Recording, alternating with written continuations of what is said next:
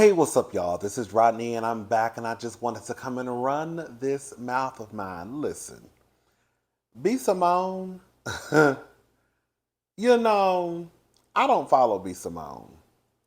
The only time I ever see B. Simone in the blogs is when she's doing something, or they allege that she's done something problematic, stole someone's intellectual property, allegedly. But we also know that the blogs are messy. And like we're gonna have to just call a thing a thing. You know, they really don't post a lot of positive things. So B. Simone could very well be someone who uplifts, um, is this positive person, and just may be misunderstood, and is not as bad as it may seem, as it comes across. Okay. Um, y'all know Jackie O. She is the baby mama. She had children with the comedian DC Young Fly. She, from what they are saying, had a mommy makeover, and there were complications, and she passed away, I think, afterwards. B. Simone, I guess, was one of her closest friends. There was a video, I think I saw it on the Jasmine brand, before, I don't know when this was recorded, but it was B. Simone and some other women basically giving Jackie O her flowers and saying, you know, just how amazing she was, and how she was a great friend, and how she'll drop everything to come and be with you if you needed something, right? So I get on the blog today, girl, and they said B. Simone is trending.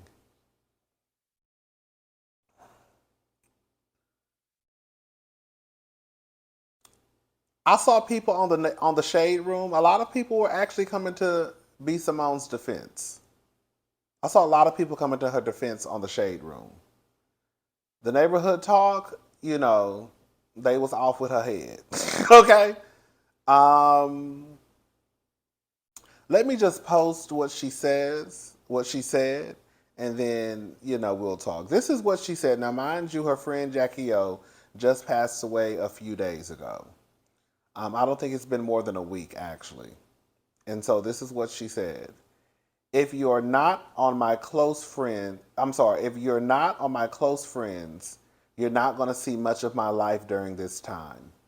Close friends, I love you. Thank you for being a safe space. And then she put the link to join whatever. I guess it's some type of book club. I don't know. It's something where you can join. It's like a membership, kind of like OF, but not OF, but a monthly membership. I'm assuming it's a monthly membership.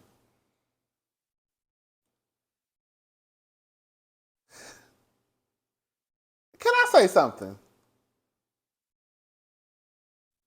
I understand that B. Simone, she has people out there who love her and support her and want to defend her.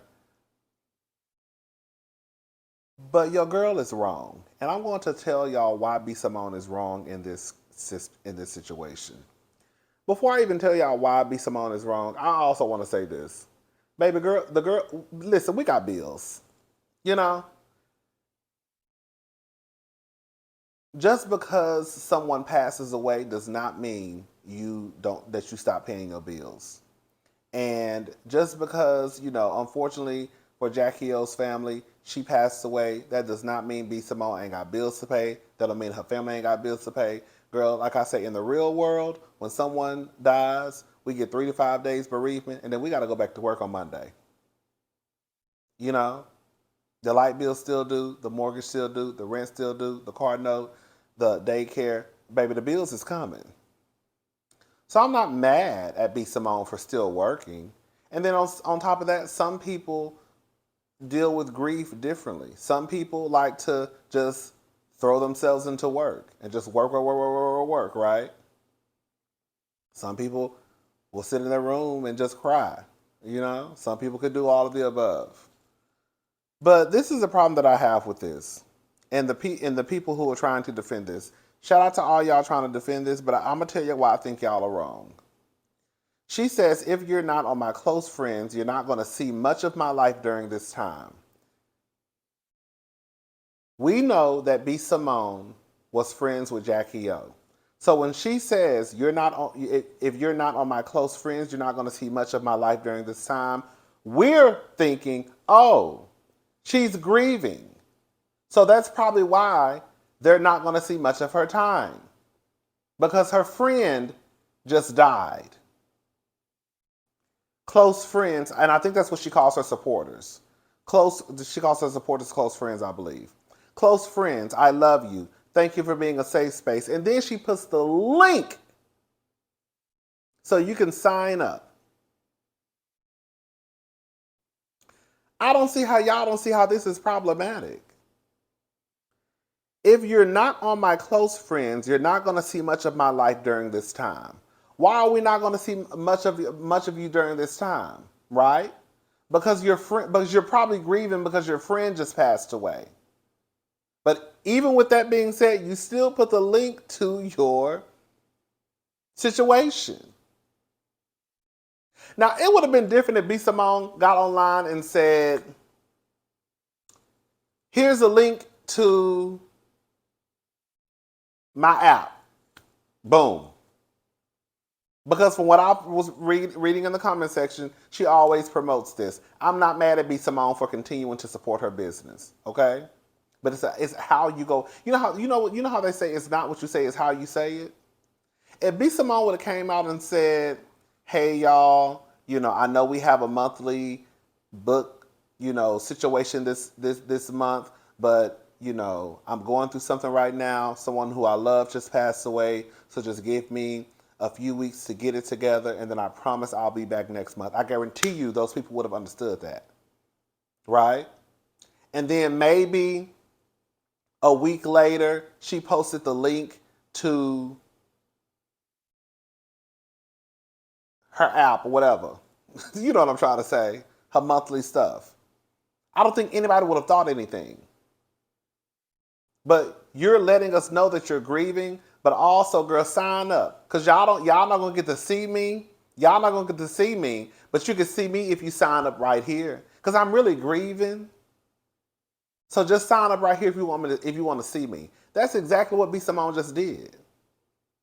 And I don't care how much you try to slice it and dice it and act like she didn't do it that way. She did it that way. I said, B. Simone is the type of person, I'm sorry, B. Simone gives me like she's the type of person that will, girl, swoop in and, girl, try and cook the kids breakfast and make sure that the baby daddy's all right. And then, girl, we look up 2 years from now and, girl, she married to that man. She gives me an old nasty Portia Williams tea. Invite her over for some Hennessy and a couple of pieces of strawberries and fruit and cheese and crackers and honey. She walk out with your goddamn man and your bottle of Hennessy. You can have that nigga. Leave my liquor here though. Okay? It is what it is. I just think it's a tad bit trifling. I do. And again, if you go to the Shade Room comments, a lot of people are coming to her defense, saying that she always promotes her business. I'm sure that she does. It's almost like, it's almost equivalent to someone going through a death and then like, oh, I'm really going through it. Y'all not going to see me right now. And then put their cash app at the bottom. Not the family's GoFundMe. Girl, their personal cash app. Right. Anyways, child, it is what it is, honey.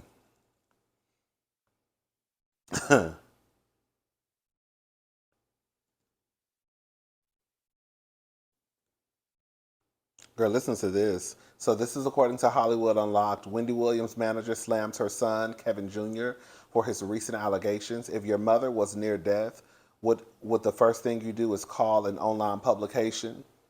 Let me say something. I don't know how to take Kevin Jr. I'm just going to be honest with y'all. Y'all already know that. I feel like his daddy could be in his ear. You just never know. But if it's, if Wendy is not, let me see y'all something.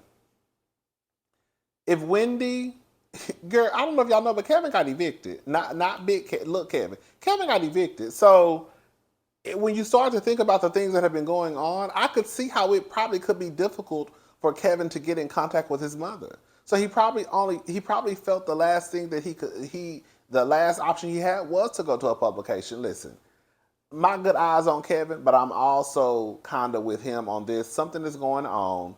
We all know how Wendy was looking, and then there have been, it's been scuttlebutt about Wendy possibly shooting a reality TV show. I saw a picture the other day of someone holding, like, the same cameras they use when they shoot like Real Housewives of Atlanta. It was a cameraman. Um, so, uh, so this is what they had to say. Wendy Williams' manager had a few things to say after her son, Kevin Hunter Jr., did an interview Tuesday saying that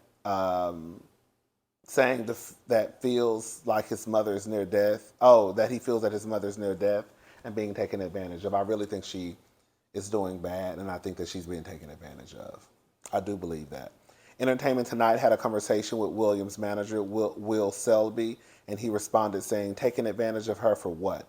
To get what? To do what? I'm not here to brag, but I was doing just okay before Wendy came along, and I insisted on helping her because she requested my assistance. I insisted on helping her because she requested my assistance. I'm just reading out what this man said. This is in quotations. This is what he said. I'm not here to brag, but I was doing just okay before Wendy came along, and I insisted on helping her because she requested my assistance.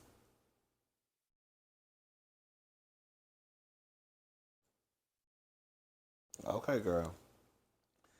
You sound like you're talking in circles, but we're going to keep on going. Wendy is under a guardianship. Everything she does gets approved by a guardianship, a court appointed guardianship. So, no, even if they wanted to take advantage of her, everything has to get approved by that court.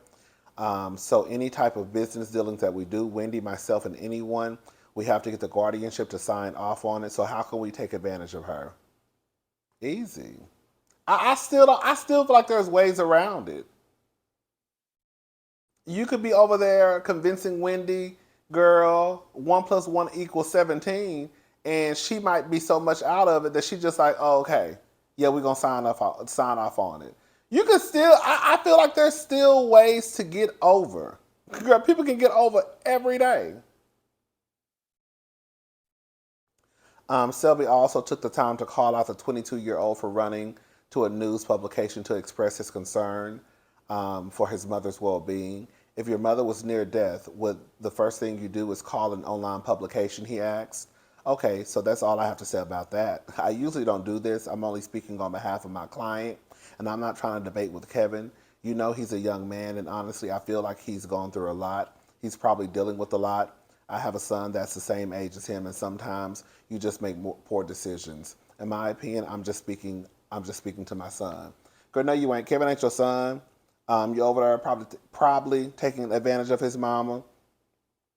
Girl, something in the water ain't clean, and that's just that on that. Ooh, Gloria Govan facing jail time if she doesn't pay $200,000 owed to lawyers she used to divorce Matt Bourne. You know Matt Bourne is so messy to me, but girl, when I say Matt Bourne is so fine, shout out to Matt Bourne. Okay, he a little cray cray. Anyway, neighbors, Gloria Govan could find herself in jail if she doesn't pay a default judgment owed to her former legal team. If you can recall, Govan was involved in a very nasty divorce with her ex-husband, Matt Barnes, although Matt ended up having to pay her back child support in the sum of $137,000, and Matt ended up winning sole custody of their sons after Govan blocked him from picking up the twins on his custodial day. Now that the divorce is finalized, and Govan is happily married to Matt's former teammate, Derek Fish. They so messy. Govan's divorce lawyers say she hasn't paid her bill owed to them. According to Radar Online, the firm Gross and Fishbein, I don't know these people's names, demanded she shows up to court with her bank statements to help them collect on the $200,000 default judgment. Ooh, girl, shout out to all the lawyers, honey. Y'all be making a killing. Yeah. Um, Per the report, I mean, girl, I guess you got to get your money first. Per the report, if the court sets a hearing and Govan doesn't show up, she could be subject to arrest. They were awarded a default judgment after Govan blew off the case the first time. Honey, send her ass to jail. You know you owe them people. So you know you owe them people, girl. Pay your pussy bill, girl.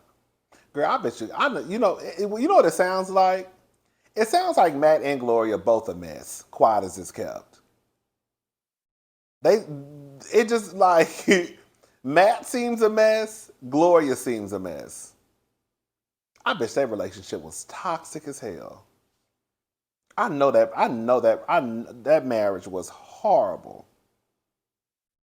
I just had to be. I just know it was. All right, y'all. Cardi B ordered to pause efforts to collect 3 million. Why do people keep saying 3 million and 4 million? Because 1 minute people say 3 million and the next minute people say 4 million. Anyways, Cardi B ordered to pause efforts to collect 3 million owed from Tasha K after she filed for bankruptcy. Neighbors, it's no secret that Tasha K owes Cardi B $3 million, but it looks like Cardi will have to wait to get the coins from Tasha after she filed for bankruptcy back in May.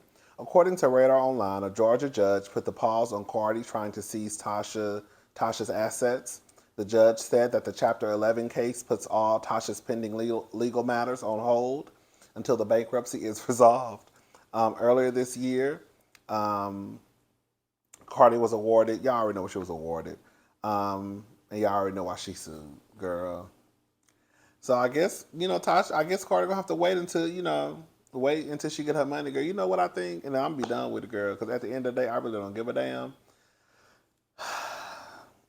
Tasha lying about how much she make. I think Tasha got money hidden all in Africa, girl, all up in Australia.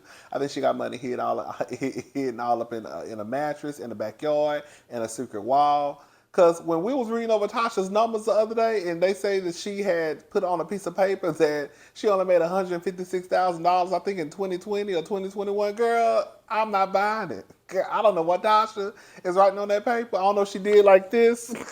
It just said, "Well, girl, whatever number I put down, that's what they're gonna have to take." Girl, I think Tasha got way more money than what she's trying to act like she got.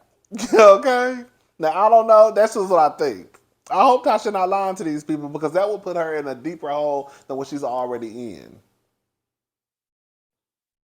Tasha just trying to make sure she don't give that she don't have to pay Cardi this money, but she gonna eventually have to pay up. I don't know. What y'all think? Y'all think Tasha lying about how much she really made? Tasha said she made 100. I think it was like 156,000, like in 2020 or 2021, something like that. It wasn't too long ago.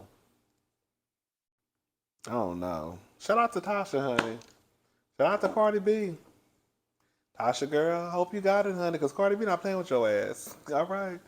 Girl. Ooh, girl. Bye, y'all.